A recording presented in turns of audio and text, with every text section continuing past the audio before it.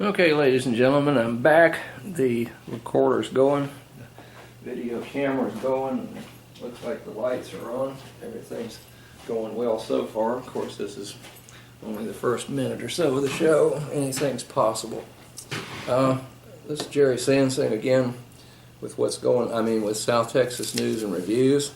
Okay, our new times for this are Sunday at 9:30 p.m., Wednesday at 8:30 p.m. And then the What's Going On in Corpus Christi show that I do as president of the Taxpayers Association is Monday evening at 9 o'clock p.m. and Wednesday at 10 o'clock. And then the voice of Ed Bennett, who's a Board of Regents at Del Mar College and a true CPA. Then his show is the voice of Ed Bennett, Sunday at 8:30 p.m. and then Wednesday at 5 to 5:30 p.m. Okay, so we'll update you with those. I did want to start by saying that these gorgeous flowers are dedicated to Miss Lynn and to Miss April 23, and they don't do either one of those women justice, but anyway, I'm going to put them up there anyway. They are gorgeous.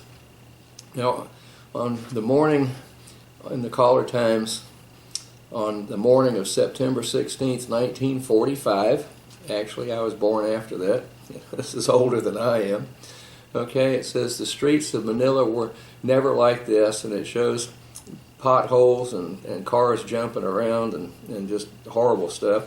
And there's a returning veteran from World War II. He says, "My gosh, nobody wrote me Corpus Christi had been bombed." So I don't know if you can see this very well, but that's the cartoon that was in there. And this is in the Caller Times, September 16th, 1945. And I guess things haven't changed a whole lot, particularly over there on Ralston Street and, all over town. Part of Naples Street, it's so bad you can't drive down it, and Ocean Drive is an abomination, and why we can't hold people accountable. Now, I said this on the What's Going On in Corpus Christi show as a Taxpayer Association. As president of that group, I was called this past week and asked if I would support the city council in demanding that the warranty on new streets and new subdivisions as these developers progress be warranted for not 1 year but for 2 years. And I said, oh yes, that's definitely something we need to do. I'd prefer 5 years. Because what they'll do is they'll the whole thing is predicated on making money, folks. And these people that make money at taxpayers' expense and so forth and so on, don't give a damn about you as a taxpayer, okay? As long as they're making good money and they can move out of Corpus if things get a little salty and so forth and so on. But, they really don't give a damn about you, okay? So they're going to put in the cheapest street they can, knowing that within 12 months it'll probably hold up that long, hopefully with the construction crews and trucks and lumber trucks and stuff going in and out, concrete trucks, that after a year, when that thing finally craters, it's your fault as a taxpayer. Okay? So, that may be good business, but it's very poor public relations with me. Okay?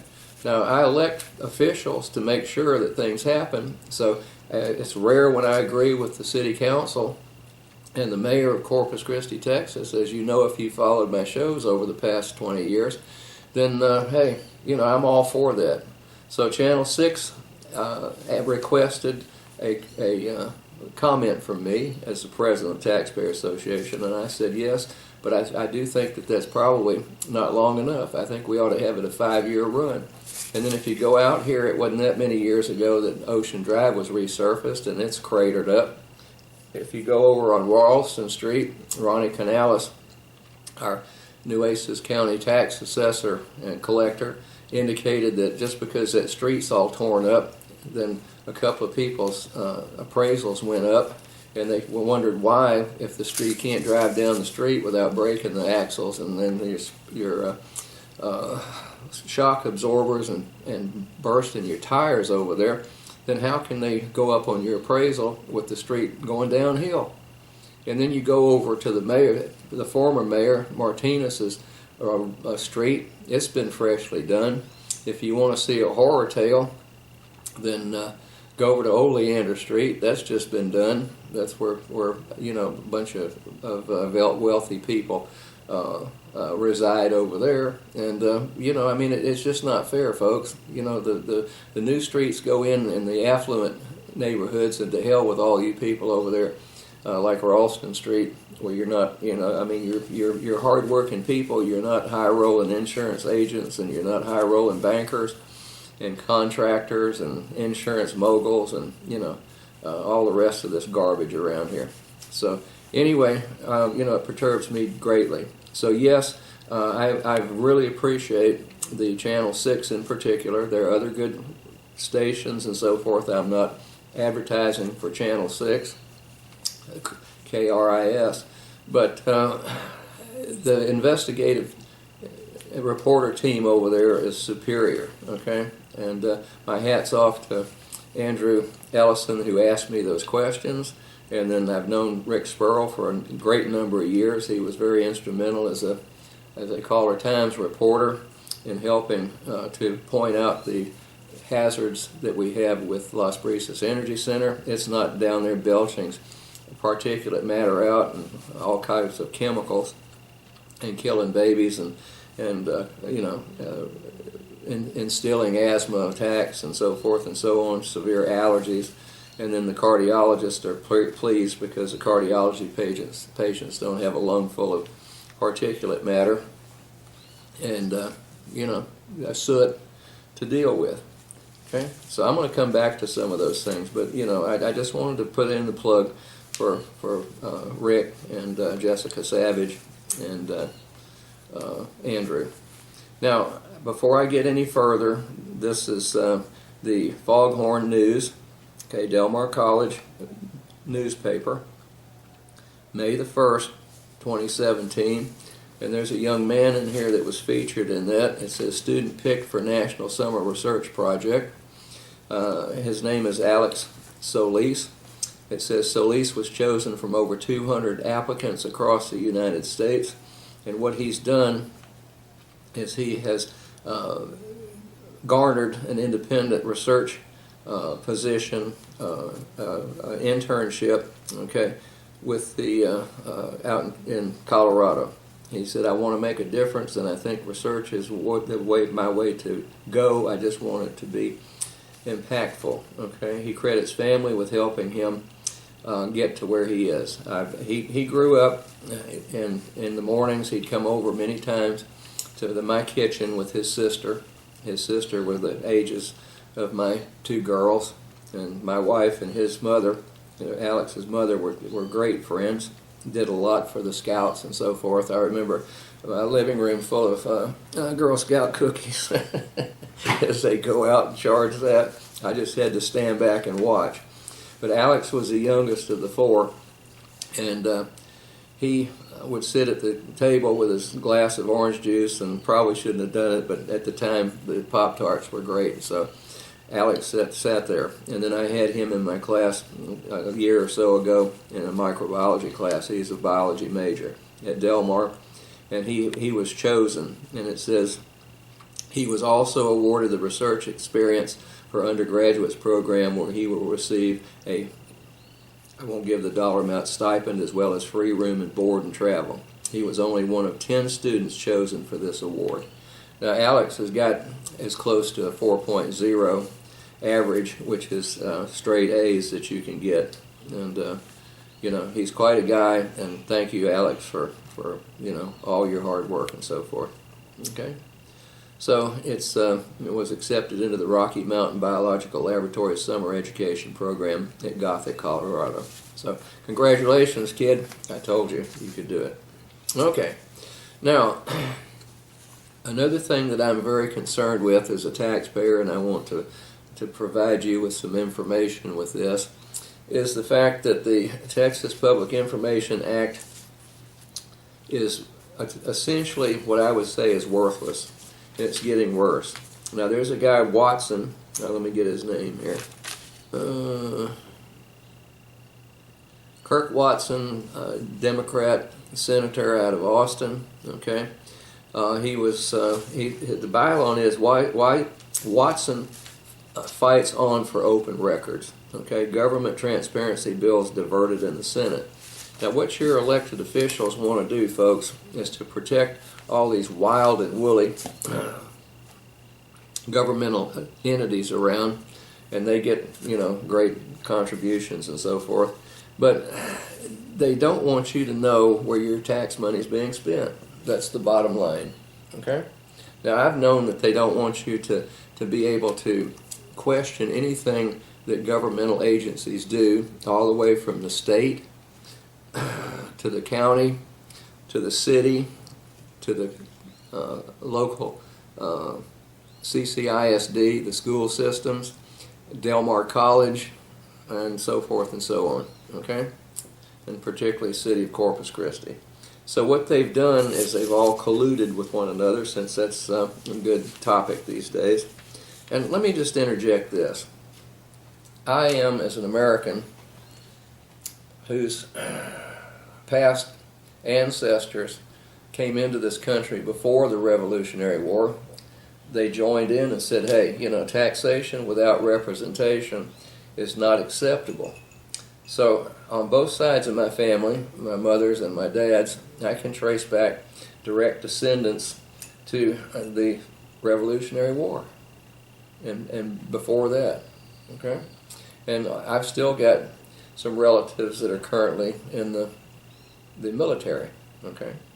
So they have all fought for my freedom of speech so that I can sit here and tell you the way I feel about things, okay? Now, one of those is, as a taxpayer, I think I have a right to find out where your elected officials are squandering your money, okay? But what the state wants to do, since these elected officials are interested more in making money, okay, for themselves and less about you as a taxpayer that voted them in, then there's a big conflict of interest that I see right there, okay? I mean, a very large conflict of interest, ladies and gentlemen. So what these legislators do is they want to make sure that you can't go in through Public Information Act request, the Texas Publication Information Act, and obtain the records of contracts that are signed between the state, the county, city, Del Mar, CCISD, whoever around here, and figure out where your money's going, okay? And then if you want information, then they also want to cover the administrators at Del Mar College's butt, okay? Because they spend a lot of money on attorneys out of Austin, Texas, to protect their butts from being, their screw-ups. It's just that simple, okay? Now, most people in this community are so apathetic they don't care, okay? But I'm not one of those, so I'm going to follow in the tradition of my ancestors, and I'm going to find out what in the hell's going on around here, and I'm going to be right in the middle of everybody's back until I get some of these problems solved. Now, I have no monetary advantage to that. I am a professor at Del Mar College. I spent a lot of years in private research and industrial research and so forth and so on, some governmental research. And I resent the fact that I'm, with my chosen expertise, that I'm considered to be an idiot, that I don't know what I'm talking about. The state of Texas says that if I have my PhD and master's degree in both microbiology and biochemistry, they'll assess that and see if that's equivalent to a bachelor's degree, so that I could have continued on with being a mold expert, okay, which I spent a lot of time doing, and a microbiologist. And then I'll come to my background in antibiotic productions and this slanderous, libelous blather that's being put out by a couple of Del Mar College professors, and is backed up by my department chair and my dean and my vice president of instruction and provost, okay, and Dr. Mark Escamilla and the Board of Regents. Okay, so I'm going to get into that. So that was Mr. Watson. Okay, now another one came out today. This is the 28th, it's Sunday. Texas Sunshine Laws in Peril, activists said. Okay, there's an activist by the name of Buck Wood, and it's a young lawyer, it says, an activist in the early 70s, Buck Wood recalls that prying loose information and records from the hands of governmental bureaucrats was so onerous, okay, that even members of the legislature were troubled. Legislature were routinely stiff-armed. And it's going back to that mode of action. They do not want you to be able to challenge any contract that you're paying for in these private contractors. And all the contractors are doing is trying to go ahead and provide you with a meso so that they can make more money. They don't want you to know what they're doing. They don't want you to hold them accountable for performing the duties under the certain contracts. Okay? Now, I went through that with Carlos Valdez as one of the 5 friends of the Coliseum. That man is a esteemed attorney, he's supposed to be. Couldn't read a contract and figure out what was going on when we, 5 of us, went ahead and shut down the demolition of the Memorial Coliseum. And that was for the taxpayers as a centerpiece for what they wanted the Destination Bayfront. And I'm sorry, Mr. McCampbell, Trey McCampbell, president of Del Mar College Board of Regents over there, that your $44 million didn't come through for you because I had the No Destination Bayfront signs up and convinced the taxpayers not to vote for $44 million so you can stick it in your buddies' pockets down there. You're a banker. I know what's going on down there. So, you know, I hope if lightning will strike me if I'm half the moron that Del Mar College, Nueces County, and everybody else under the sun, the state of Texas, thinks I am, then just, you know, go ahead and strike me and put me out of my misery and yours too. Okay? That's my request. Government is a servant of the people, not the other way around, was Terry Canales. I think he's a state representative down here in South Texas. Okay? Now, Mr. Wood is questioning this, and, you know, I have requested certain information under the Texas Public Information Act, and with thousands of dollars later, with Del Mar College in particular, hiring outside attorney fees for tens of thousands of dollars, they've said, no, you can't get that because that's attorney-client privilege, which is hogwash, folks. Okay? And I'm going to give you some instances in a minute just to let you know. Okay? But I can't believe this, so I'm going to contact Mr. Buck Wood. Now, there is a Texas Public Information Act council or something that's supposed to be holding the state accountable through that act for providing information to the public. I requested some stuff at one time from Del Mar College. I sent them some money, and they said they had a group of attorneys that were interested in obtaining public information without a hassle, and that they would go ahead and pursue that and take my complaint under advisement. Then I find out that the chief guy, this guy McKinney, no, it's not McKinney, what's his name? Christian, out of Graves Daughtry in Austin, and we spend fortune after fortune at Del Mar College hiring them as outside attorneys. Plus we pay an in-house attorney who was hired from a local firm around here who was making a bunch of money at Del Mar College taxpayers' expense. Okay? They said, well, we're sorry, he's on the screening committee, the hearing committee, and we probably won't have to, we'll probably not review your complaint. So I ceased sending money to them. I thought they were a reputable outfit, but they're not, folks. Okay, it's all fluff and blather, and it's called bovine excrement, if you know what I'm talking about. Okay, so Mr. Buck Wood, I'm going to be in contact with you, and it says here that another proponent of the Public Information Act is Representative Todd Hunter, Republican from Corpus Christi. So I'm going to call Mr. Hunter. He's known me for a long time. I'm not necessarily a friend of his, I don't think. I think he has enough respect for me to know that I know what I'm talking about. He was instrumental on the Las Brisas Energy Center shutdown that I spent 7 years of my life and a whole bunch of my personal money making sure that you people aren't breathing a bunch of crap. Okay? Now, since I only have a bachelor's degree in chemistry and biology and a master's degree in biochemistry and microbiology and a PhD in biochemistry and microbiology and a lot of years in the microbial research business, the microbial biochemistry and so forth and so on, I don't understand what this means that came out yesterday. High levels of bacteria found along Corpus Christi Bayfront. 7 spots along the Corpus Christi Bayfront tested high for fecal bacteria going into the holiday weekend, according to the Texas Beach Watch, part of the Texas General Land Office. Now, I can tell you with great certainty why we have these problems. Okay? It's because people don't know what they're doing. They don't give a damn.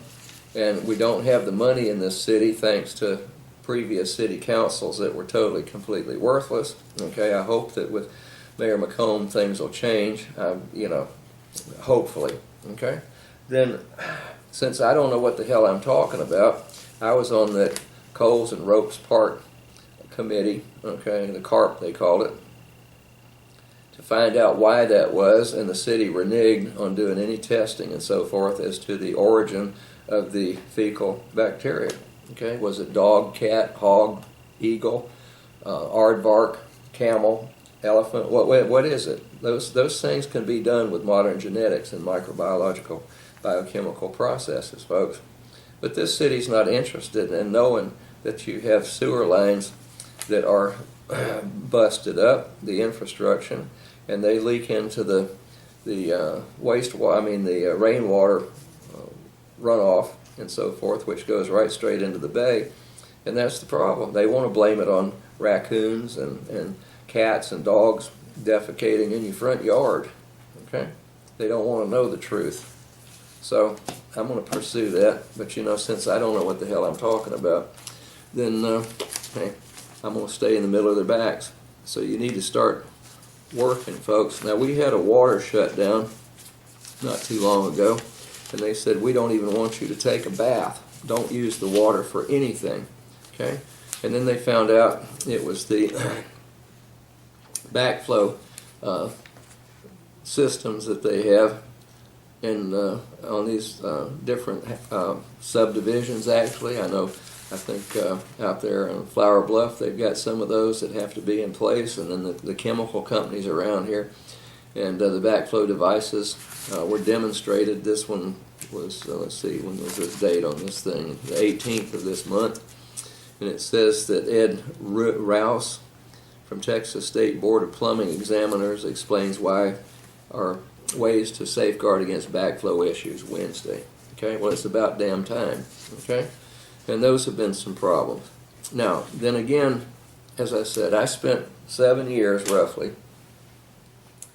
as president of the Clean Economy Coalition. We had at least 50 very active members and 300, 400 members that could be called upon if need be. And after 7 years of my life fighting that boondoggle known as the Las Brisas Energy Center, then we shut it down. Now, during that time, there were several companies that wanted to come to Corpus Christi, and voestalpine was one of those. Okay, it's an Austrian company, and they came in knowing that we were fighting Las Brisas Energy Center, and we want the healthiest industry in this town that's possible. Now, remember, your elected officials and your businessmen around here are all for developing all these wonderful economic development things around here that's going to make this place economically a boon town. Okay, well, they're looking out for their interests. They don't give a damn about your particular problems and help. It was quite obvious. People like, I won't name them, a lot of the city council people and the Nueces County commissioners and the local politicians at the state level were all for Las Brisas Energy Center. It took us 7 years to convince the state finally with our choice, Rick Perry, who makes a hell of a living off of his buddies.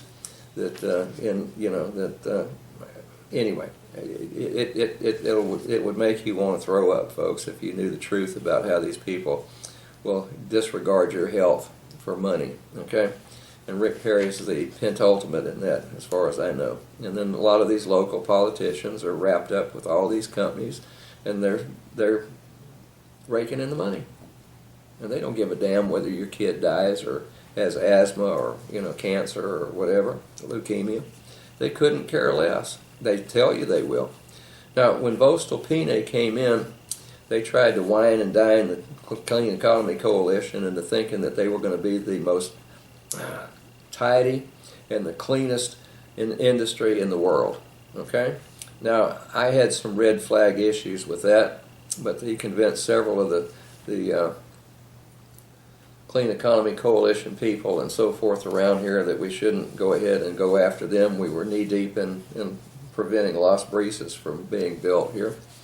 So anyway, now after that plant was built over there, they take iron ore and they purify it a bit to make hot bricks, they call it, I think, which can be used to produce steel.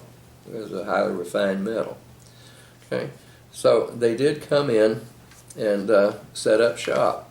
Now, they're over around Portland, Gregory area and Ingleside, and the people in Portland at one time with these great big huge tower over there, it was like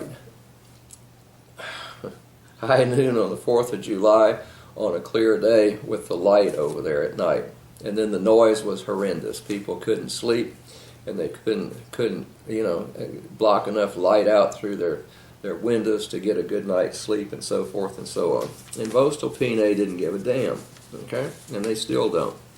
Now, then all of a sudden, black dust found on homes in Portland near the iron plant, okay? So residents in northern Portland are complaining about mysterious black dust. So what happened was somebody said, it was a guy by the name of Mr. Dorsey. Okay, my car is completely covered with it. The dust seems to get in everything and everywhere. voestalpine, Texas operates a 470-acre facility where workers purify raw iron into hot briquettes that can be used for steel production. Okay. Now somebody in one of these articles took some of that substance, put it on a piece of paper, ran a magnet underneath it, and it moved around. So it's an iron product of some type, okay? But if you've got particulate matter like that, folks, that's almost as bad as what the people over there at Las Brisas said. We're going to go ahead and take all this petroleum coke, nastier than coal, burn it up, and we're going to pollute your lungs with particulate matter, okay?